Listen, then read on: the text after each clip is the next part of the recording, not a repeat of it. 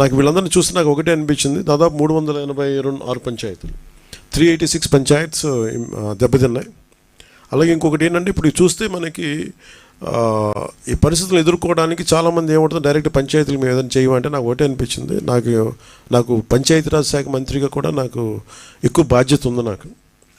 So నాకు నిన్న ఇచ్చిన ₹1 నాకు చూస్తే నాకు ఎట్లా వెళ్ళాలని అనిపించినప్పుడు, ప్రత్యేకించి నేను క్షేత్రస్థాయిలో ఈరోజు అందరితో మాట్లాడుతున్నా ఒకటే అనిపించింది, ఇంకా చెయ్యాలి, దీనికి ఇంకొంచెం నా వంతు సహాయం సరిపోవట్లేదు, ఇంకా చేయాలనిపించింది.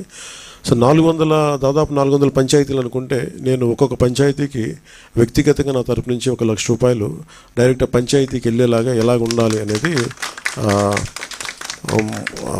అనుకుంటున్నాను. దాన్ని ఆ మోడాలిటీస్ ఏంటనేది ప్రిన్సిపల్ సెక్రటరీ గారి దృష్టికి ఇందాక మాట్లాడాను. ఇది డైరెక్ట్గా పంచాయతీలకు వెళ్ళాలి. మన ₹10,000 ₹25,000 ఎలాగా డైరెక్ట్ పంచాయతీ నిధుల్లో పడ్డాయో, అలాగే ఈ ₹1,00,000 కూడా ఇది ఎంత సహాయం అవుతుందో తెలియదు, కానీ కనీసం ఆ పారిశుద్ధ్య పనుల కన్నా పనిచేస్తే ప్రభుత్వం మీద కొంచెం భారం తగ్గుద్ది. ఆ ప్రభుత్వం ఉన్న డబ్బుని కనీసం కొంత ఒక రోడ్డుకి పనిచేస్తాయి. సో నా సైడ్ నుంచి నేను ఇచ్చి 400 పంచాయతీలకి ఈ ₹1,00,000 చొప్పున కనీసం పారిశుద్ధ్య పనులకు కొంచెం సహాయకారిగా ఉంటుంది అనేది.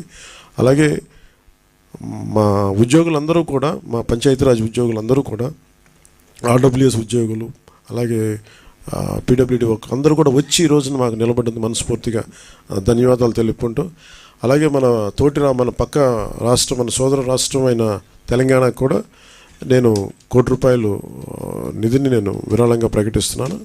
అది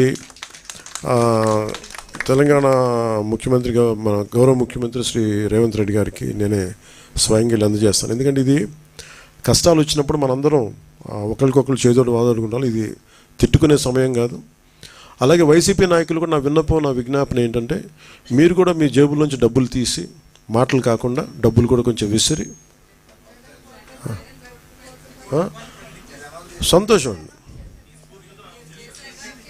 అంటే ఎవరు స్ఫూర్తి చేసినా పర్లేదు సార్, ఆయన చేసినా నేను చేసినట్లు కాదు. కానీ నా ఉద్దేశం ఏంటంటే, ఈ సమయంలో పిచ్చి మాటల కంటే కూడా బాధ్యతతో ఉన్న పనులు చాలా మంచిగా చేస్తాయి నా ఉద్దేశం. అందుకని ధన్యవాదాలు తెలియజేసుకుంటూ, ఇలాంటి విపత్తు సమయంలో మీడియా సోదరులు, మిమ్మల్ని సోదరిమణులందరికీ కూడా, మా సిస్టర్స్కి కూడా